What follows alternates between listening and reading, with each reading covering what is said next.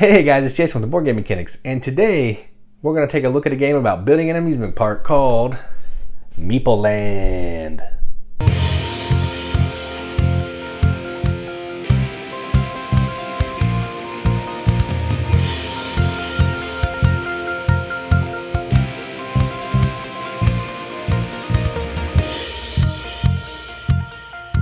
Meeple Land is a game from Blue Orange Games that plays 2 to 4 players, plays in about, 60-ish minutes, give or take your play group. And what you're doing in this is you are trying to build a great amusement park with lots of different attractions because you want to keep people's interest, you want to keep them engaged, you want them to always be doing something different. Trick here is certain attractions are liked better by certain color meeples. So you're trying to juggle the meeples that are available on the bus. You got maybe the senior citizens. You might have the sports team. Maybe the sports team likes the Ferris wheel. Maybe the senior citizens like to go look at the fountain. I don't know. I didn't make the rules. You have different color meeples that like different color attractions. So you're trying to juggle which attractions you want in here to get the most, but you're also looking at what meeples are available to come into your park. There's a little more to it than that, but that's the gist of the game. Let's go out on the table.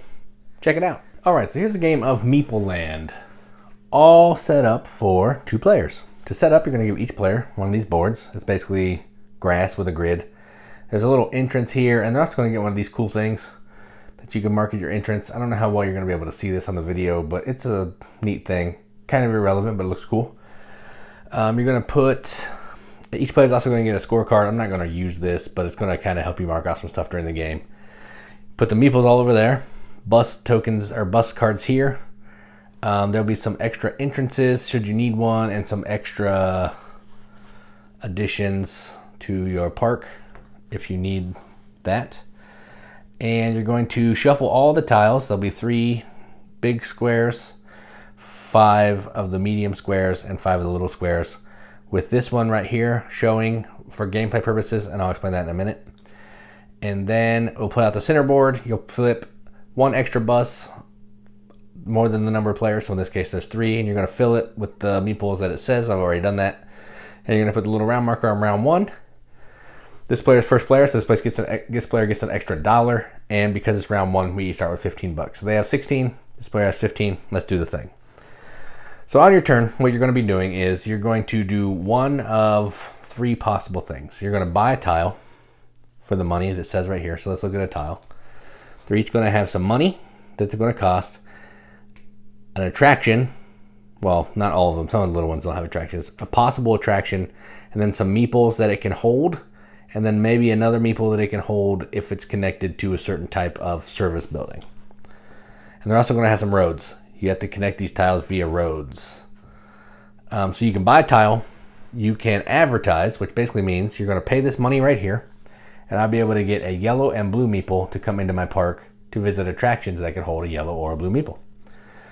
Or you can pass. When you pass, your turn is over for the round, and you get to take one of these buses, which basically means these are the meeples that are going to be coming into your park. So you're trying to get sufficient attractions that these good ladies and gents want to come visit. All right, so let's go ahead and go. So this player is going to do a thing. It's $15, which is me. So I'm going to call this one me. Let's see. I'm gonna go ahead and I want to buy this. So this will be $6, and it has to come in from my entrance here. So this is my entrance, so I'm gonna put it right there. All right, cost $6, so I'll spend 10. Get back 4. All right, and that's my turn. That's it. You buy a tile, pay the money, and you're done. Then I flip a new tile, and there we go. And I would probably cross that off on here, so I can keep track, because you're going to get a pile of points for how many of these have. We'll go over that when I'm done showing you around. And it's this player's turn. They're going to do the same thing. They have $16. But I think they want to go after something a little more lucrative, maybe. If that's possible. I don't know, actually. Yeah, let's go ahead and do the Ferris wheel. They're going to do the Ferris wheel. So they're going to bring the Ferris wheel here. Put it here. It's going to be a $5 tile. Put it right there at their starter. Take $5, and they're done. And again, they would cross that off on their scorecard so they know how many they have. All right, so now this tile, I need to have a gift shop. So I need to get a gift shop. So let's see here. Here's a gift shop and a food stand. So let's go ahead and do that. I want to connect to this gift shop to this like this. That's $4, so I got to pay 4 of these bucks that I got back. Done. Then a new one of these comes out. Then we have a new advertiser. We can pay $3 to get 2 pink meeples. All right, so other player's turn. They need to have, looks like a hamburger. So they need to have a food shop. There's no food shops right now. That's fine. Let's go ahead and, you know, they want to just get some more stuff. So they're going to pay $4. Yeah, let's go ahead. This one can hold 2 green. That'll be blue. But we can get, there's no blue out here, so let's get green. So they're going to pay $4 for this. And they're going to put this right here because one road has to connect.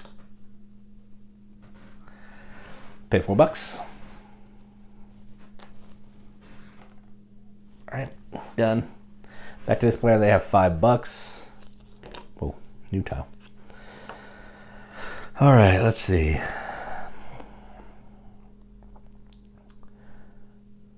They really want to get some advertising that gives yellow. Okay, I'm going to go ahead and take, no, I don't want to do that yet. Let's go this way. I'm going to take this big dog right here for $5. So I'm going to pay my last $5. Now I have a circus tent or whatever that is. I cross it off again. So I have 2 different structures, which is good. That was the end of my turn. Probably not the smartest stuff to do. I'm just kind of showing you guys how the game plays. Then it's this player's turn again. They have $7. I think I'm going to go ahead and take the rocket because they look at this sheet and they can see that there are only 4 of these rocket rides in the game. So they're going to snag one because that just seems the smartest thing to do here. So let's do it. So they're going to go ahead and bring it out like this for 7. It's connected. Still have some connections up there. And done. All right, so now what we're going to do is, it's this player's turn again. They don't have any money, so they're going to have to pass. So when you pass, you're going to take a bus full of meeples. So let's see, they need yellow and green. So let's go ahead and take, let's take this one. Whoops, they fell off. They should stay on the bus. It's just really hard to get them over there. So they go right there. Really, they would go behind your entrance, but I'm just going to leave them right here for now so you can see it. And then that player, they need yellow, blue, and pink. So let's take this one. We'll do the same thing. We'll just throw them here. That's pretend like that's behind the entrance. All right. Then what we're going to do is we are going to, at the same time, we're going to be putting our meeples in the locations. I'm not going to do that player. I'm just going to do this one because I'll walk you through it here. And they'll be doing the same thing. So this attraction here can hold 2 green. So I'm going to go ahead and put 2 green right there. It can hold a blue once I get it connected to a bathroom, but I'm not connected to a bathroom right yet, so I'm not going to do that. And then this one can hold 3 yellows because it's connected to it gets extra money if it's connected to a gift shop, which it is. So I will at least get one that gives me extra cash. And I have an extra green guy, and he will hang out behind my entrance waiting to get into the park. And then the bus goes away. All right, so now the park is going to charge admission, or if they're going to pay you extra money for a gift shop or whatever. So you're going to get $1 per meeple just for being in there. So I get $4. This one is going to give me an extra $1 if it's connected to a gift shop, which it is. So I get 1, 2, 3, 4, $5 for having these people in here. Same thing for them. I'm not doing what they're doing. And then this bus will just slide down. We're ready for the next round. Whoever makes the least amount of money becomes first player. So we'll say it's this player, they'll become first player. And then base income for this round is $10. So we'd each get $10. And then we would just go on and do it all again. All right. So, we'd flip 2 more buses and then bring in the meeples accordingly. So we got some blues, 3 yellows, and then we're going to have 2 greens, and 4 blues. I'm hoping I'm doing the right colors. I can't see these colors very well. Let's see. That looks right. All right. Then we're going to keep going. So we're going to play like this, do 4 rounds. Each round you're going to get less income because the goal is to have more people in your park to give you more money by the end of the, by the 4th round. Then what you're going to do is we're going to count up points. So if you look at this scorecard right here, it's going to give you some stuff. You're going to get points based on how many different attractions you have. There are 12 different ones. If you can get all 12, that's 25 points. So that's pretty lucrative. Don't skip out on that. You're going to get points for all the different colored meeples you have in your park. Yellow and pink are apparently more rare, so they're worth 2 points for being in there. Green and blue are worth 1 each. And anybody that you can't get in, like this lowly little green guy that I couldn't get in there, is negative. Same with pink and yellow, they're -2. Then you're going to, I didn't explain this, but say I place this tile like, I don't know, this, okay? Yes, it's connected to one road, but it also has a dead end right here. Every dead end road that you have in your park is -2 points. So you're trying to be as efficient as you can with building these tiles to have no dead ends, because that's going to give you negative points. Then you're going to write down your dead ends here, and you're going to add up this, and this, or subtract this. That's your total. Whoever has the most points is the winner. If there's a tie, it's whoever had the least amount of deductions, I believe, or most amount. Maybe it's most amount of deductions. I should have paid more attention to that. Player with the most visitors inside is the second tiebreaker, and the least amount of points deducted is the first tiebreaker. So there's 2 tiebreakers. Hopefully you can get a winner by then. So that's how you play Meeple Land. Let's go up to the top, see what they think about it. All right, well, that was Meeple Land. I gotta say, this is probably one of my favorite blue-orange games that I've received thus far. Queen Domino's up there.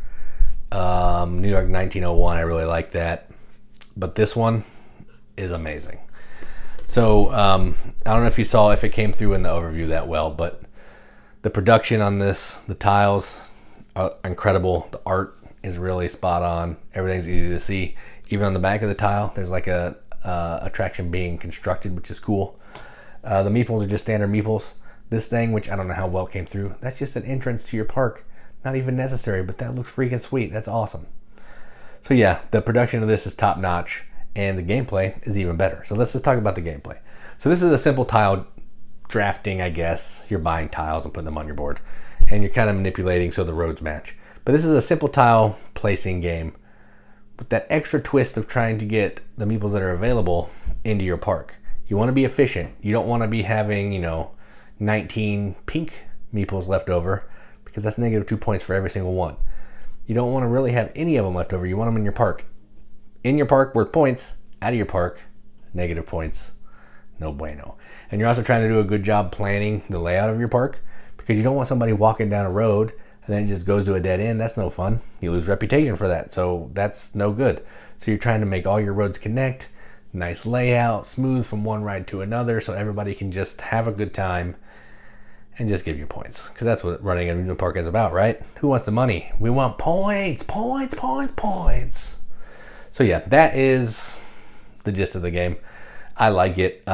This has like in Dinosaur Island, which is a game that we love here. We love Dinosaur Island, but part of that game, like phase 5, the last phase, is you're drawing these little meeples out of a bag and you're putting them in attractions on your amusement park. This is essentially that without dinosaurs eating all your people, and plays in, half the time, which is a-okay in my book. So I'm going to give this a BGM accepted seal. This game is good. I really like it. It's not going anywhere. It's sticking around.